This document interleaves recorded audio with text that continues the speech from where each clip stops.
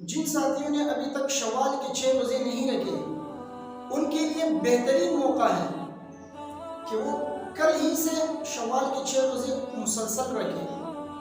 یہ مسلسل میں نے اس وجہ سے کہا کہ اس میں آپ کے لیے 3 فائدے ہیں۔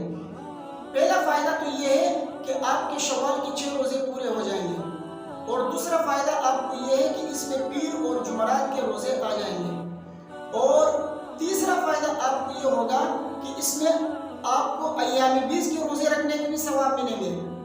ایام بیس ہر مہینے کی 13ویں، 14ویں اور 15ویں تاریخ کو کہتے ہیں۔ ان 3 دنوں میں روزہ رکھنا یہ سنت ہے، اور پیغمبر سرور عالم صلی اللہ علیہ وسلم نے اپنی امتیوں کو ان دنوں میں روزہ رکھنے کی ترغیب دی ہے۔ لہٰذا جو شخص کل سے مسلسل 6 دن روزہ رکھے گا تو اس کو ایام بیس کے روزے رکھنے کے ثواب بھی ملیں گے، اور شوال کے 6 روزے بھی اس کے پورے ہوں گے۔ تو اللہ تبارک و تعالیٰ سے دعا ہے کہ اللہ تعالیٰ ہمیں عمل کرنے کی توفیق عطا فرمائے۔